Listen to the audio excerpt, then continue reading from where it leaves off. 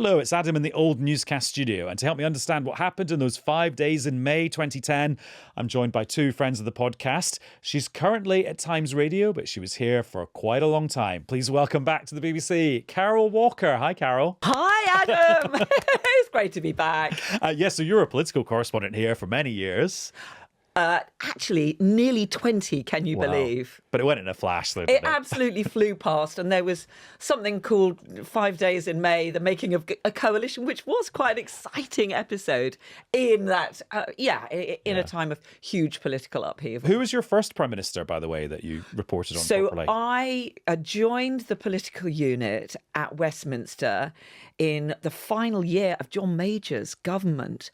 So it was all in the run-up to the 97 election. And actually, I then did 3 election campaigns on the road with Tony Blair. So 97 was an extraordinary campaign. I won't get You dragged come from in. Bosnia, right? Before that, I You were in had done a Bosnia. lot of travelling. Yeah. I'd done And a also few here war is- zones. Sorry, Also here from Washington. Gary, you're barging in, but that's fine. Sorry.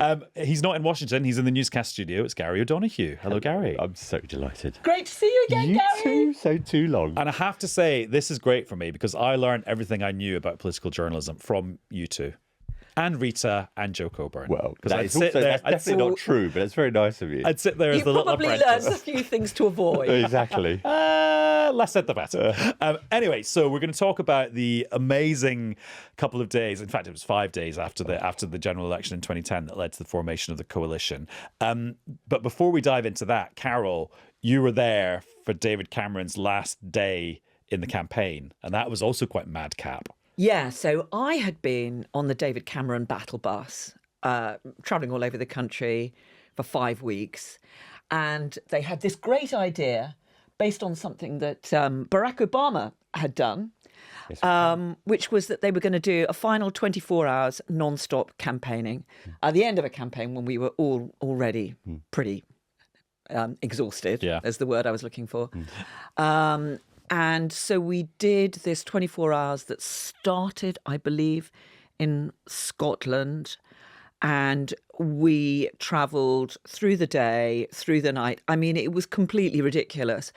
A lot of the newspaper hacks didn't even bother to get off at some of the stops. But of course, I was doing lives for Up All Night with 5 Live and the rest of it. We went to an overnight warehouse. I remember Grimsby Fish Market at about 5 o'clock in the morning. I made the mistake of wearing some quite long trousers. The floor was quite wet. Quite fishy. And quite fishy. I then continued to wear those trousers for about... it was absolutely revolting. But it meant that we got to David Cameron's final rally, the final day, and we'd already done 24 hours non-stop. And so had David Cameron. He might have grabbed a few half hours He was pretty here young, and though, there. wasn't he? Youngest Prime Minister in goodness knows how long, but he was pretty young.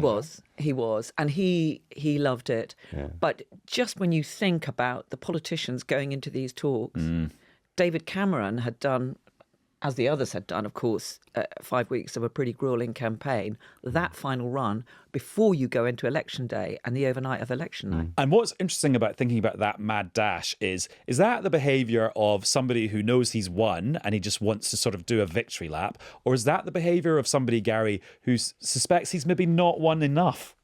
I don't think we understand enough how uncertain these leaders are about their own positions. I mean, you've got to remember, if you go back to 97 and you think about the result then, even the day before, Blair wasn't sure. And he was still talking to the Lib Dems. I mean, he wasn't sure. And then you get a landslide. So they don't, they distrust polls, they think they can draw conclusions, but they're not sure. And it's also about giving the impression of energy, isn't it? It's galvanising. If you haven't got your message out by polling day, then polling day doesn't do it, or the day before, it doesn't do anything for you. You've got to have said it 1 million times in a million places over the previous year to make it land. And I think the interesting thing is that the what we call the vibe nowadays was present then, because the campaign, had seen things like the Gillian Duffy thing with Gordon Brown, and the sort of atmosphere was already swinging against Gordon Brown and for David Cameron. And you combine that with the fact that the Tories were better prepared for those 5 days after polling day than Labour was. And that's huge factors in the way things unfolded, I think. Also, Carole, I mean, you were spending a lot of time in fish markets and on battle buses, which means there wasn't a lot of time to call constitutional experts to get a briefing on what happens if there's a hung parliament. But also, that wasn't a huge theme in that election campaign, was it? Of what happens if nobody wins the majority? I disagree with that. Really? Well, I tell you why. Two things. One is the polls were telling us that. Now, polls were telling us that in 92. And in fact, even one of the tabloids went with it's hung on the morning after 92, and it wasn't. But the polls were saying that. And also, it was serious enough for the cabinet secretary to do a whole kind of new briefing on what would happen if there was a hung parliament, because they were concerned about the position of the sovereign. And they brought in this change where the Liberal Democrats got the support of civil servants before the election, not just the opposition. So there was serious preparation for a potential hung parliament, and that we hadn't had a hung parliament since '74, so people think, well, yeah, we talk about it, but it never happens. But there was proper work done. Well, let me rephrase it then, that Carole, it was maybe in the ether as a possibility, but it wasn't a feature of the campaign. That's right. And I remember, and I checked back over a few things, and amazingly enough, found a couple of pieces I'd written at the time. Do you still agree with yourself? Every time we asked David Cameron about anything like this, he'd say, look, obviously, we're fighting to win. To win, yeah. We feel we've got the momentum with us. What is interesting when you're on these battle buses is that you do there's quite a lot of time when you're not actually with the leader, but David Cameron would very frequently, especially when you're on your way back, quite often he would then come back to London at the end of a long day, and he would take his shoes off in his socks, wander back, have a beer, have a chat, ruminate. There were all these discussions about, what we, can we use it? Is it on the record? And actually, in the end, his team kept faffing around, and he just said, if I'm talking to a bus full of journalists, I assume everything I say is going to be reported. And he had that sort of confidence to chat to you. So he was just talking about how he felt the momentum was with them, how he felt that the voters had had enough, that they didn't like Gordon Brown, that they didn't feel that he had the right recipe, that it was time for a change. But whereas in 2015, there was a big focus on don't vote for Labour. With do you remember the little campaign slogan with Ed Miliband in Nicola Sturgeon's pocket? You're going to have Labour stitching up a deal. Oh yeah, the idea of a hung parliament the became what the entire campaign was about. But in it 2015. wasn't overshadowing the campaign on the ground as much in 2010. So we get to the morning of Friday the 7th of May. David Cameron's in his seat in Witney. He says that Labour's lost their mandate. Gordon Brown is flying back from Edinburgh, gets off the plane, and clearly is talking like a person who thinks they could stay in office. Well, he does have the right, as the incumbent Prime Minister, even if he doesn't have a majority of seats, to get first dibs. I mean, that's the unwritten constitution we have. I mean, that's established. So he has the right to sort of maintain his position. He is Prime Minister still. I think the problem was that Cameron was but what he doesn't have, of course, is a veto on anyone else talking to anyone else. So Cameron was amazingly quick out of the blocks that day. I can't remember the phrase. It was something like an open, comprehensive offer. Yeah, Gary, just explain why that was such a big deal. It's a big deal because, he got on the front foot straight away. It's also a big deal because he rules out one of the possible outcomes, which is if Brown can't form a government, he doesn't intend to form a minority government. It's too unstable. The background is a sovereign debt crisis in Europe. The sterling is also under pressure. Bear in mind, this is what this is after 2 years of financial crisis and all that kind of thing. So there's huge external pressures that are forcing them to think this has to be done quickly and you have to be decisive because there's too much at risk beyond party politics. And Carole, history judges Cameron for being quite bold in that moment. Yeah, and what is fascinating is that, as always goes on election night, there's a battle over the narratives. And the battle over the narrative that night was who's got the best argument to be the Prime Minister. And David Cameron, at his count in Witney, and I was there, and he said, yeah, Gordon Brown's lost the election. I mean, we'd only got, I'm not sure how many of the, what proportion of the votes were still in, but many votes were still to be counted. Many seats were still to be decided. And he was already saying, Gordon Brown has lost the election. And then, as we have just heard, he came out very quickly. But I remember, and we were back in London by then, but there was this sudden scramble. Oh, David Cameron's making this statement, and we were scrambling around to get there. And it was a really big moment, because I don't think we'd really been prepared. So much of what happens in politics is pre-briefed. Yeah. And I don't think any of us, I certainly don't remember being prepared for that moment. I mean, uncharted territory is a cliche, but no one really had a roadmap for any of this actually coming to pass. You know, they had the 74 election as a hung parliament. What did that end up in? A government that lasted 8 months? And another election. Yet another election.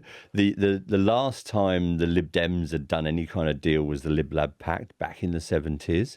You know, lasted a year. You know, what did they have to look to in terms of how to do this stuff? And of course, Labour had the added problem that a deal with the Lib Dems still didn't get them a majority. That wasn't enough. Because Labour had lost 90 seats or something, but you know, they would have needed, and hence, like, you know, Paddy Ashdown and others would go on, well, you know, that's going to be a rainbow coalition because you're going to have to please all these minor parties as well. So the Tory Lib Dem proposal or kind of proposition had the advantage of being much more clear cut, and of course Cameron and Clegg was more inclined towards Cameron's politics than he was towards Brown's politics. And we can hear a little bit of Nick Clegg speaking outside Lib Dem HQ mid-morning on the Friday when everyone's trying to work out what on earth is going to happen. It seems this morning that it's the Conservative Party that has more votes and more seats, though not an absolute majority. And that is why I think it is now for the Conservative Party to prove that it is capable of seeking to govern in the national interest. And also, Carole, we listened to Nick Robinson and Joe Coburn talking about the 2010 election campaign and the rise and rise and rise and then fall of Nick Clegg. Yeah. And this was another moment for him to rise again and become very important. What was interesting was that Cameron and Clegg did have a sort of rapport. They were more from similar backgrounds. Quite posh. Quite posh. Both quite easy and open to open conversations. Gordon Brown always struggled with those personal interactions. And that, as I'm sure we'll get onto, was one of the key factors in all of this as it unfolded. And also we'd learned that Cameron and Clegg had quite a good chat at the opening of the Supreme Court. So they'd both been invited to that with all the other dignitaries, and I think they were left hanging around in a green room and they found out that they got on quite well, mano a mano. That's right. They were somehow left behind during some official part of this ceremony as the leaders of two opposition parties, of course, at that stage. And they had a chat, and the understanding is that, you know, they talked about their families and backgrounds, and, you know, just a bit of establishing a bit of a rapport. But I think that set the tone for how they could deal with one another when you came to these incredibly difficult and complex negotiations. It's worth saying, though, that Brown wasn't absolutely... I mean, he was often accused of trying to cling on to power and being rather sort of static and sort of unimaginative. But there were... I mean, Labour had made the offer for a referendum on the voting system already, before the Tories ever did, to the Lib Dems.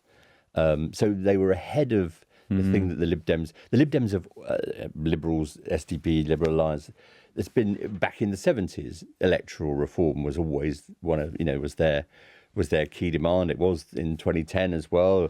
It had been in the beginning of the 20th century, we're going to say.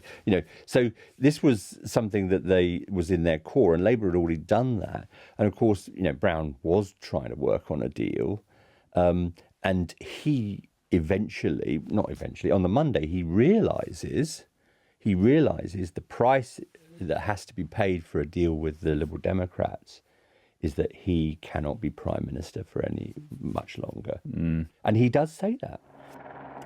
If it becomes clear that the national interest, which is stable and principled government, can be best served by forming a coalition between the Labour Party and the Liberal Democrats, then I believe I should discharge that duty to form that government, which would, in my view, command a majority in the House of Commons in the Queen's speech and any other confidence votes.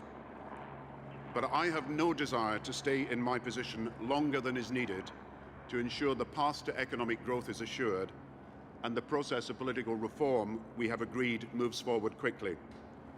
The reason that we have a hung parliament is that no single party and no single leader was able to win the full support of the country. As leader of my party, I must accept that that is a judgment on me.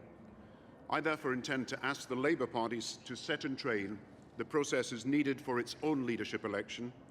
I would hope that it would be completed in time for the new leader to be in post by the time of the Labour Party conference. I will play no part in that contest. I will back no individual candidate.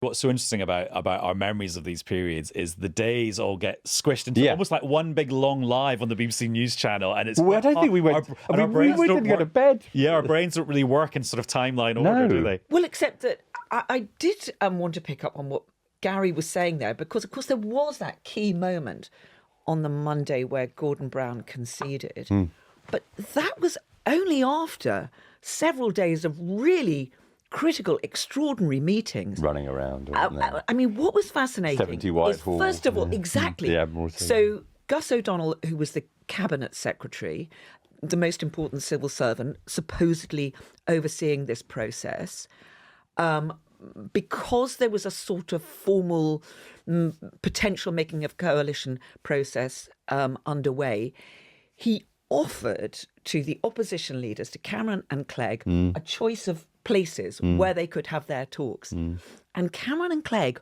went for number 70 Whitehall, which is where you've got a doorstep opening out onto the street. Right there, It's just along from number 10. It's just along from the entrance from Downing Street. You could stand out there as a member of the public. He has talked about how he offered them a discreet room within Parliament where it would be much harder to find them, somewhere in the back of number 9. There were all kinds of other places that they could have gone to. They wanted to show to the world, look, we are having these talks. And I'd never really thought of that aspect before, because you just think about how many buses go past that door. Like you could view the coalition talks happening if you were on like the number 3 bus. But there were choices also made, because Carole's absolutely right. Some of it they wanted absolutely visible, but there were also moments where they were scurrying under tunnels between the Foreign Office and Downing Street, where they wanted meetings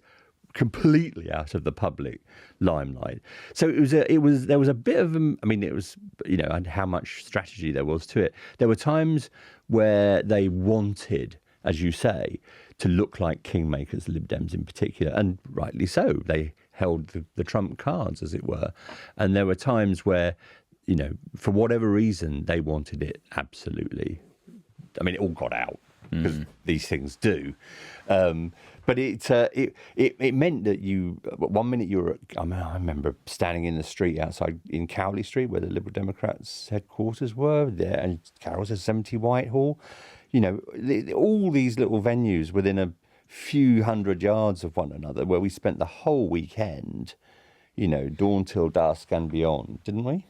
We did, and just trying to piece together the sequence of events, because it is fascinating how you get from Friday, the day we've had the elections going on, the first night of talks, and that went on late into the night at number 70 Whitehall on that Friday night.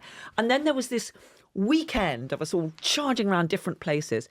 But over that weekend, and before we get to that point, which Gary has talked about, where Gordon Brown finally conceded. What you have to remember in all of this is that, of course, Nick Clegg, the Lib Dems, he's got competing pressures within his party. People like Ming Campbell, who was a big figure in the party at the time, was very close to Gordon Brown. They used to fly backwards and forwards to Scotland together. Vince Cable, much less keen on a coalition with the Conservatives. You had those battles going on, those competing arguments. Nick Clegg also had to get through some formal Lib Dem approval process. Yes, because they're a very procedural party. But similarly, around Gordon Brown, there were different figures making different arguments.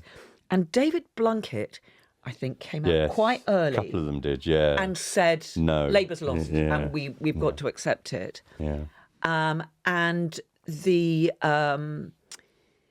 there is also this sense that Peter Mandelson, at the time, also a really key figure around Gordon Brown, was actually thinking that really this was never going to work. Gordon Brown was going to stay there. But just quickly to finish this point, Andrew Adonis, now Lord Adonis, he's in the House of Lords. He was actually very close to Gordon Brown. And he felt it was all to play for and that they should really go for it. And there was then, over that weekend, a phone call between Gordon Brown and Nick Clegg. And Gordon Brown was trying to do his version of the big open offer that David Cameron had made. But later. But what Nick Clegg took from it is that he wasn't really being treated with due respect for his position and the fact that he, Nick Clegg, actually had quite a strong bargaining position. Sorry, Gary. No, you're right. I think the thing I also remember is that nothing felt inevitable because it was so on-off with different permutations. You know, there were points where this had broken down, that had broken down. Even when Cameron moves into Downing Street, you know, an hour basically after Brown left, the coalition agreement wasn't signed at that point.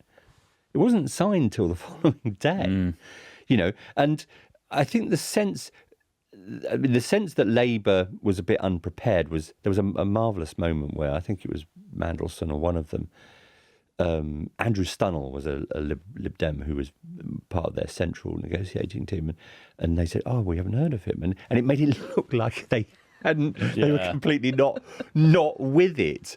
And I know Andrew Adonis has said subsequently, "Look, you know, Labour couldn't have gone into that election as the governing party, you know, openly talking about deals because that's an admission you've lost." And so they were prepared, but just, you know, they just didn't have the offer because of the arithmetic with the Lib Dems, because of Gordon Brown's popularity, because of the background of the financial crisis. The cards were stacked against Brown in a way that was impossible, really, for him to pull off eventually, wasn't it?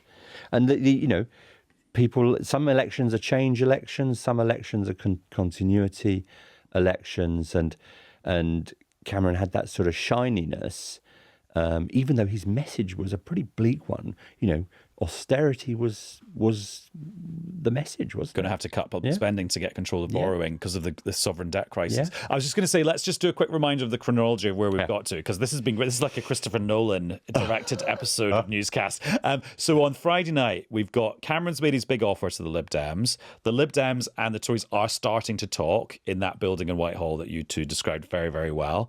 Then we go into Saturday. Those negotiations between the Conservatives and Lib Dems are still going on. But then, Carole, we have this bizarre moment where it's the 65th anniversary of VE Day. There's a big ceremony at the Cenotaph, and you've got the three main players, Clegg, Cameron and Brown, stood there next to each other with their wreaths. It was an extraordinary moment, and of course all the politics had to stop, and it's a big sombre occasion. Great if you were putting together a TV package, because we had pictures of all the players. Three protagonists standing there with their wreaths. But yes, an extraordinary moment in this when you're reminded of the way that the Constitution works. Gordon Brown was still, technically speaking, the Prime Minister. The Sun had described him, I think, by this time as the squatter in Downing Street. Yeah, they had. That's right. He was remaining there. And I think what is really important to remember, it all ground to a bit of a halt for that ceremony, but things resumed in earnest.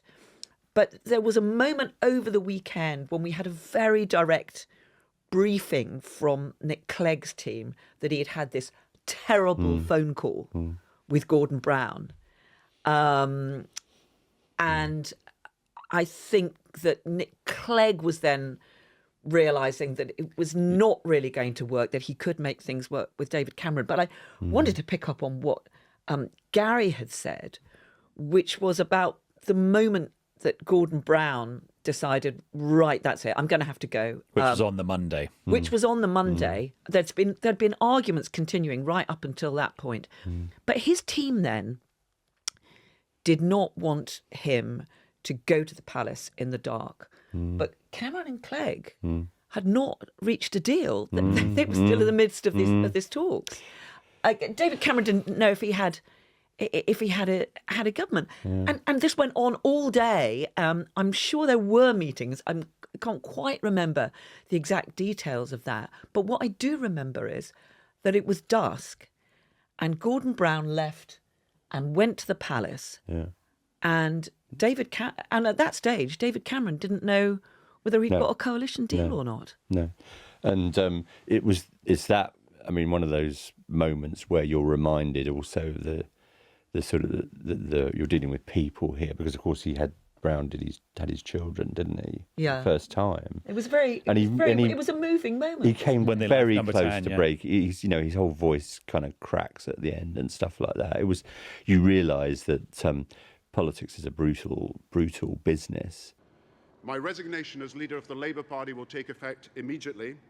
And in this hour, I want to thank all my colleagues, ministers, members of Parliament, and I want to thank above all my staff, who have been friends as well as brilliant servants of the country. Above all, I want to thank Sarah for her unwavering support as well as her love, and for her own service to our country.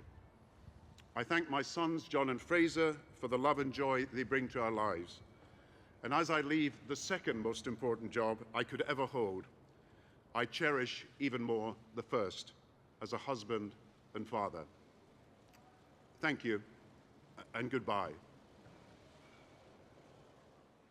Gordon Brown, then at that moment, and it had all been this complete whirlwind, but I remember Gordon Brown then, as he walked out of Downing Street, talking about how he was going to focus on his most important role as a father and a husband. And he walked out with the two little boys who he'd hardly seen during his whole time in Downing Street. And as Gary said, his voice was breaking.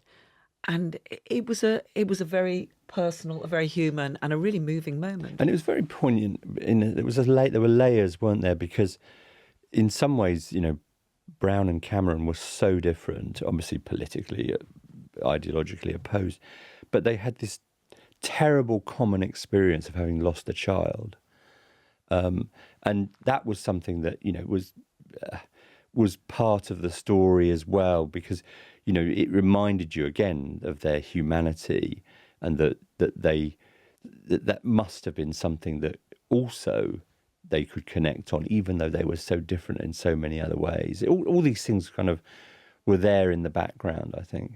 Gary, just explain why so much of the negotiations between the Conservatives and the Liberal Democrats came down to having a vote on the voting system itself for elections. I mean, it's in the Liberal Party and its various incarnations' DNA, voting reform. And not surprisingly, because a party like that, whose support is spread more evenly across the country, benefits more. The irony, of course, is that the thing they settled for wasn't really PR. The alternative vote is just another way of getting, 50% of the vote in every constituency. It doesn't do anything regional. But it was the thing, that Cameron could sell to his party. So the problem with it was that it didn't satisfy the purists in the Liberals and the Lib Dems, who were much more, wanted STV or whatever. The single transferable vote. And, and it was something that, didn't, that in some ways was sort of acceptable to the Tory party, but they carved out the opportunity to campaign against it in the future Parliament. And of course they really did. And they went after Clegg in such a way when it came round that I think surprised him. And it was a huge miscalculation, but he had to have that as a central demand because of the nature and the history of his party. It was core to their it wasn't their only ask, but it was core. It was one of their red lines. And just going back to this theme that emerged in the first episode of just how publicly this is all happening. On the Saturday outside Lib Dem HQ, Carole, there was a big demo by Lib Dem activists calling for calling for a change in the voting system. So basically putting some lead in Clegg's pencil. Well, that's right. I mean, in a sense, it's strengthened Nick Clegg's negotiating hand. He's there outside Lib Dem HQ. So look at this lot. There's this really spontaneous demonstration by activists outside Lib Dem HQ saying we need a change to the voting system. But take it from me, reforming politics is one of the reasons I went into politics.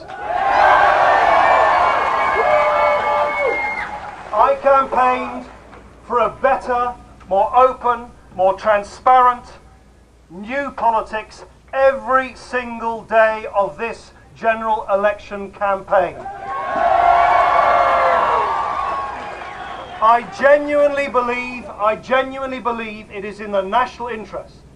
It is in the interests of everybody in Great Britain for us to use this opportunity to usher in a new politics after the discredited politics of the past. What is fascinating when we look at these talks, I mean, other countries, when they put together coalitions, I think the Belgians take a few months. Sometimes don't they? a year. And they don't mind. Yeah, absolutely. This was all being condensed into those 5 days. But what was interesting from the outset is that the Lib Dems didn't go for control of certain ministries. No. They, as I understand it from what I've heard from the key characters who were involved at the time, they didn't ask for the Treasury, which I think would have been impossible for Cameron to accede to. In other words, a Lib Dem chancellor. A Lib Dem chancellor. But Nick Clegg did know, and he talked about this during this process, that the Lib Dems are quite a democratic party. It's in the title of the party. And he did have to get this through a special conference. So he did have to have something that he could offer to his members to say, look, we're going to get this referendum on the voting system. Of course, Cameron, with his supreme confidence, was absolutely convinced that once he'd offered a referendum on a voting system, no problem, I'll be able to win that. Easily, and actually, he did on that one. They got completely whacked on it. Yeah. But the point about the Treasury, I think it was, yes, of course, there was going to be a Tory chancellor. But the really clever thing that Osborne and Cameron did is put a Lib Dem as chief secretary. So in other words, you get to carry the can as well as us on the spending cuts. And don't forget that because the chief secretary to the Treasury is the one who negotiates with all the government departments about where they're going to save money. That tied them close. That held them close, and meant they had to own. And bear in mind, all those public spending cuts were very front-loaded in that Parliament. The pain came quick. And what happened as a result of that was that, not until the next election would we know the true impact on its parliamentary representation. But immediately in year one, the Liberal Democrats got hammered in local government, and again the year after, and again. And their strength has always been their grassroots and their core organisation, their campaign skills, and they were hollowed out locally by that whole process of austerity. And Carole, the other thing about the division in the Lib Dems about how to manage the economy, because you had the Orange Bookers, named after a book that they'd written a few years earlier, where they were kind of a bit more dry economically and a bit more in favour of spending cuts. And then you had like the much more left-wing Lib Dems who were like, let's borrow loads and spend loads and we don't have to have spending cuts. And all the expectations at the time was, there's going to be huge rows within this coalition. It's never going to last 5 years because there are some quite fundamental... Yes, right. We thought it would fall apart pretty absolutely. soon, didn't we? We thought the that fixed-term parliament. We thought that the story of this government was going to be of rows between the Tories and the Lib Dems. And it was extraordinary how little of that there actually Well, they had was. a mechanism, Yes. didn't they? Which was nowhere in the coalition agreement. But this thing started to emerge called the Quad. Yes. And it was four of them. It was Osborne, Cameron, and it was Clegg. And because David Laws lasted 2 weeks as Chief Secretary, it ended up being Danny Alexander. And I think it was set up as a sort of way of negotiating the emergency budget initially, but it became clear over time that this was actually where the real business was done, the horse trading. And there was a lot of concern because sometimes there were apparently not civil servants there or anything like that. It was a kind of smoke-filled room where no one smoked, although I think Clegg did smoke, didn't he? I think he might have smoked occasionally, but probably not in that room at that time. But it was fascinating the way that worked. And just as during the efforts to negotiate the creation of this coalition, it came down to these key personalities sitting around and working it out between them.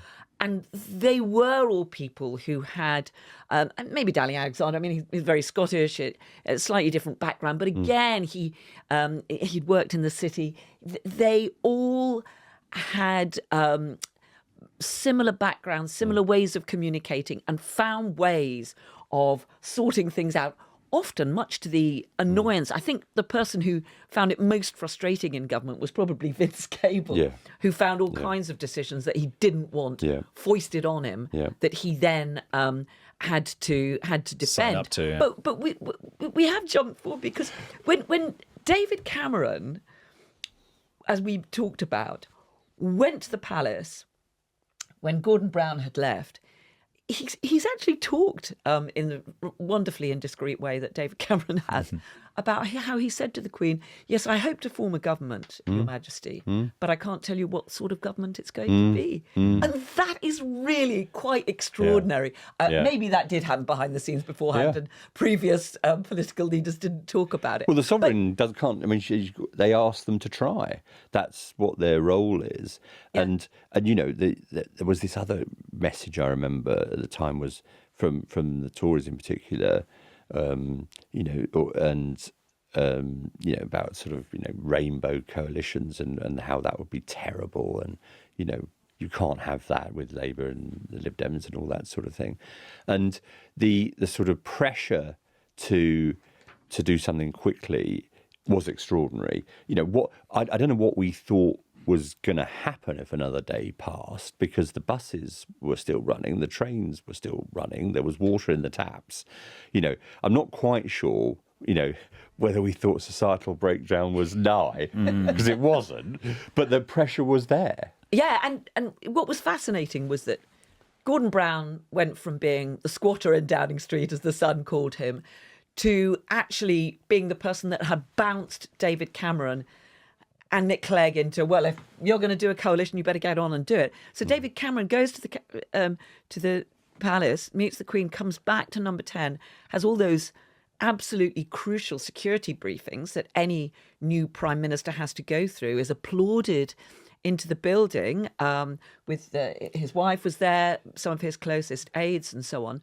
But they then had to resume the negotiations on the terms of putting together the coalition. He had to get on the phone to Nick Clegg. I think that there was then a meeting, I think, subsequently, at which it was confirmed that Nick Clegg would become Deputy Prime Minister, that he would have that title. And I think that was another really important part of the deal, along with the Quad. As opposed to Nick Clegg becoming Home Secretary, say, he was going to have like a cross-government job. We've glossed over the option that they could have gone for, which is what's called confidence and supply, where you have an arrangement that another party supports you in confidence votes in the Commons, because if you can't win a confidence vote or Queen's speech vote, then you can't do anything.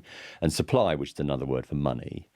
And that was an option for the Liberal Democrats and for the Tories. But it was quickly ruled out, and it was ruled out on grounds of stability, publicly that was right. But it was clear that coalition, what did it give you that confidence and supply didn't give you? It gave you some power. It gave you a share of power. And my goodness, the Lib Dems hadn't had, liberals of any kind, hadn't had that since the 30s. So the temptation to finally get your hands on a lever or two of government must have been overwhelming. And that was the huge incentive from the Lib Dems' point of view. And David Cameron kept stressing that importance of stability and working in the national interest when we just come out of the financial crisis, huge debts. You talked, I know, was enormous. An enormous deficit. As I know you talked about in a previous episode, this fact that George Osborne had been very open about austerity, saying that we need to do this because the economy is teetering on the brink. We've got these enormous debts. We've got to reassure the markets that we've got a stable, secure government. And that, and the concerns about that, were the undercurrent that was driving these extraordinary negotiations, because all the key players knew that they had to sort it out, because you couldn't take that risk. It did help them that they had that weekend when the markets were closed. Because just to rewind very briefly, I mean, I remember talking to Alistair Darling, who'd been Gordon Brown's Chancellor, and he talked about the moments during the financial crisis when they literally did think that the banks were going to collapse. The cash point wouldn't work. The cash point. They were a couple of hours away from that happening. There would be civil unrest, they thought. And people were aware windows, of that. So that concern about the risks there was of the whole country grinding to a halt. You can't get your money out of the cash point. That is what made David Cameron's argument that we can do this. We're doing it in the national interest. We're going to do a stable thing. Nick Clegg saying, I'm prepared to do this in the national interest. That was what was driving the real incentives to try and get this sealed and present it as a workable, stable deal in the interests of the country. And also that weekend, just as a reminder of the drama that was happening elsewhere, Alistair Darling, the Chancellor, was in Brussels at an emergency EU meeting of EU finance ministers where they were working out a bailout for Greece because there was a prospect of Greece leaving the single currency. And of course, Alistair Darling was then on the phone to George Osborne saying, just to let you know, here's what I'm signing up to. Should I or not? And so that's what was going on elsewhere. And it's interesting because obviously Britain wasn't part of the Eurozone, but they knew that, that what they wanted to know was how the markets were going to handle sovereign debt problems. And they were seeing these problems in the Eurozone and thinking, are the markets going to do the same to us? We're not protected because we're not in the Eurozone. The markets will do the same to us unless we send out clear messages about deep cuts and austerity and all that kind of thing. And that was hugely, hugely powerful. And of course, the irony in the long term is that that deficit reduction thing didn't happen. Well, You yeah. know? And actually, what the coalition ended up doing to the deficit was basically what Gordon Brown and Alistair Darling had promised to do in the election campaign, which was to halve it. But just going back to the consequences for the Lib Dems of signing up to this Tory austerity programme, Carole, a real symbol of that is tuition fees. So, of course, Nick yes. Clegg Oh, my campaigned goodness. on yes. abolishing tuition fees. There's that famous photo of him holding up the piece of paper saying, and I think I was the first journalist to arrange with the local newspaper for us to borrow that picture. Yeah. For, I think back in those days. It wasn't just the manifesto, it was a pledge as well they all signed. And then, of course, but Carole, a consequence of signing up to Tory austerity was, well, there's less money to fund our universities. Students are going to have to pay more. And Nick Clegg found himself having to go along with increasing tuition fees to £9,000 rather than abolishing them. And that was, that was a decision and a policy that did so much damage to the Liberal Democrats. Gary mentioned a moment ago how their poll ratings slumped, how they lost in all these local by-elections and so on. And that was to do with the fact that they'd gone into coalition with the Tories, but it was also to do with the fact that they had broken the pledge on tuition fees. And Nick Clegg, do you remember, subsequently had to do that whole thing of apologising for it.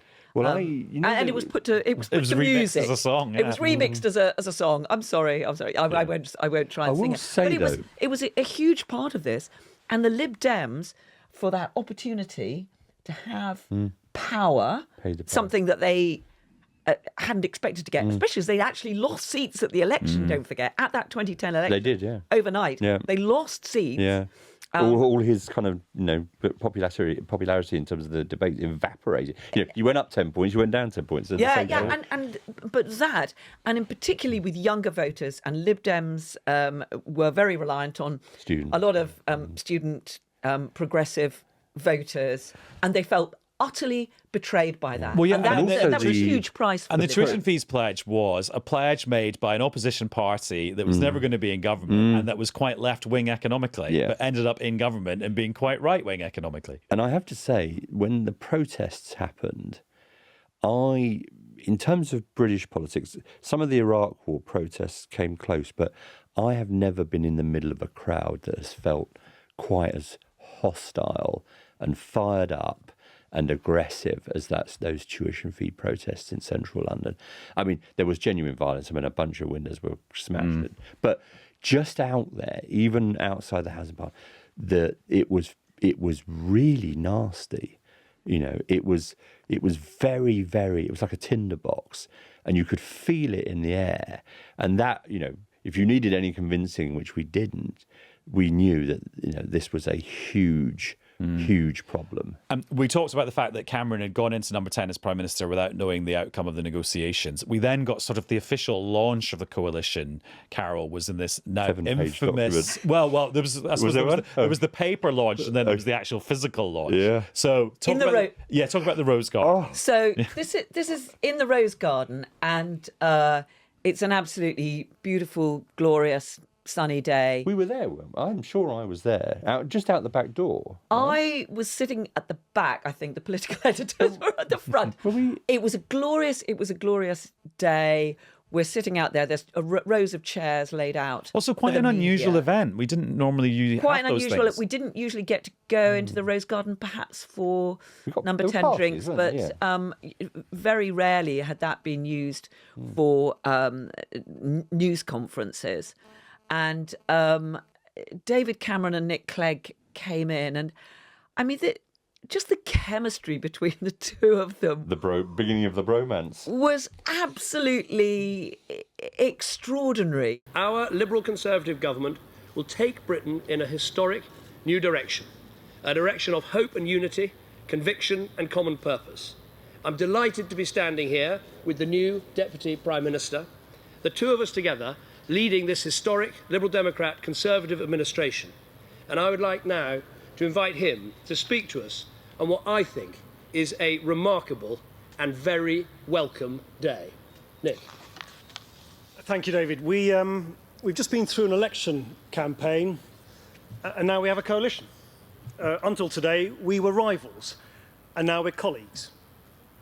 And that says a lot about the scale of the new politics which is now beginning to unfold. there was something. What was that remark that David Cameron made about? He was a clown or something. What was that he his called him? favourite joke, his favourite joke was Nick Clegg, yeah. and Nick Clegg sort of said, "Oh, did you really say that?" And Cameron was, "Oh, I'm terribly sorry. So it was I did say that." Andy Bell from Andy Five Bell, Live said in the press conference. Prime Minister, do you now regret when once asked what your favourite joke was, you replied Nick Clegg? And Deputy Prime Minister, what do you think of that? We're all going to have. I'm afraid I did once. Right. We're all. I'm back.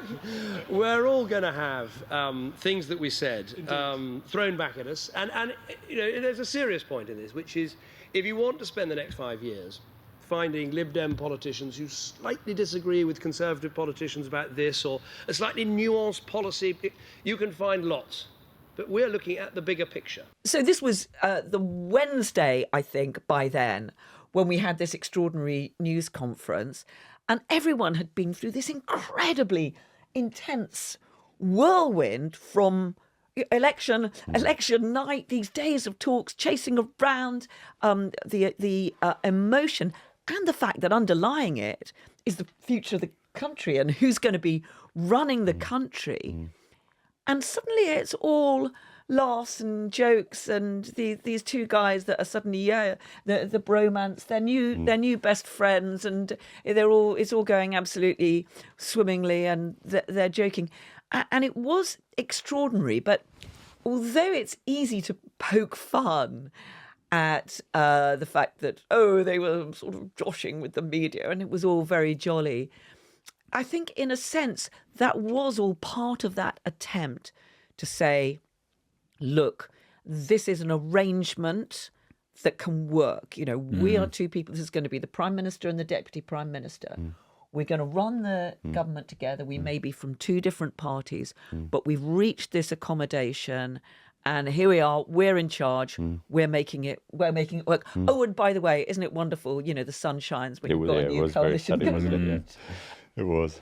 And then, Gary, you mentioned this. We had the 7-page document, which was the outlines of what they'd agreed in the talks, which would then be fleshed out into a much thicker document with more pages a few weeks later. And that also was quite novel for a British government to have a sort of handbook of what they were going to do for the next 5 years. Yeah, and they also, they had a series of what we called carve-outs, didn't we, where there was some complicated, which would cause problems later on, where Lib Dems were allowed to take an independent view on Trident, for example, Renew, or nuclear power, which was also, one of those things that got the activists upset. And then it became murky as to whether these carve-outs applied to people with ministerial jobs. Were they allowed to speak out? Were they covered by collective responsibility? And they got their knickers in a twist a bit over that, and that I think that was something that also damaged the Lib Dems over a period of time into that. But the political scientists have done quite a lot of work on junior partners in coalition. It is a factor in the blame game. They were not the first junior partner to end up with most of the blame.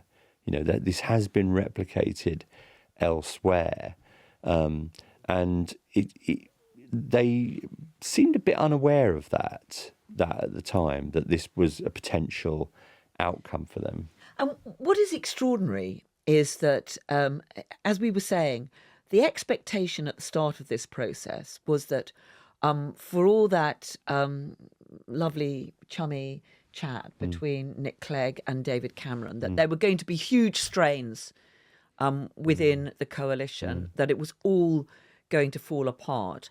But it did work extraordinarily well. I think one factor in that, actually, is the fact that not just the key figures, but their key and closest aides actually formed really important working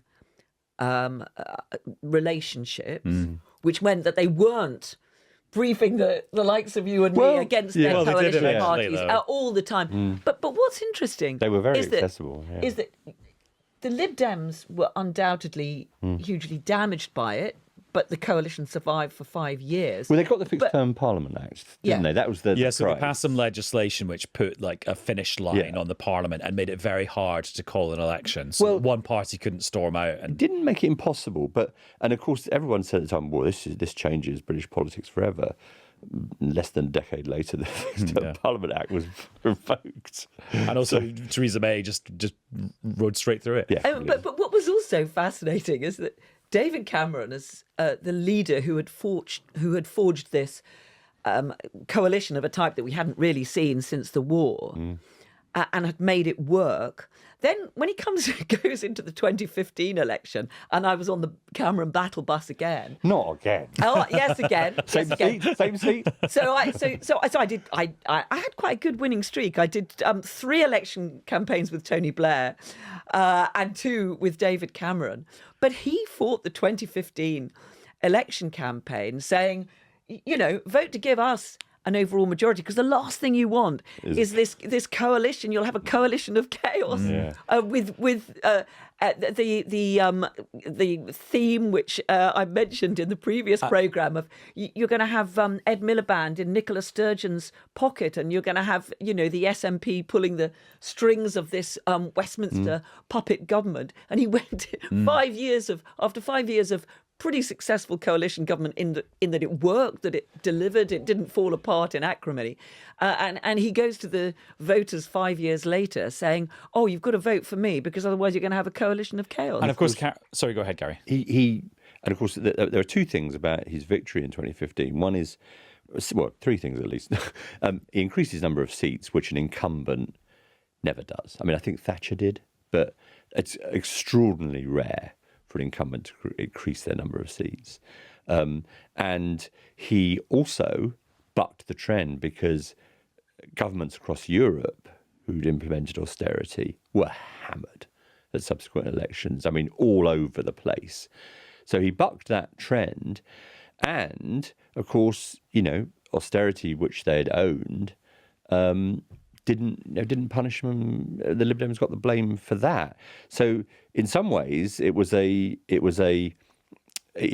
clean sweep for Cameron, but it was the coalition papered over the problems in his own party, which barely a year later would become very apparent. This has been an amazing experience. Carole, thank you so much. It's been just such fun to relive all those momentous events. And Gary, thanks for coming all this way. Oh, listen. And through time. You forget how privileged and exciting, getting a seat at these, or a sort of an observer's moment at these, and it reminds you the joy of this job. Yeah, I mean, I know it's a cliche, but that front row in history, and you did really feel like it on those extraordinary 5 days in May.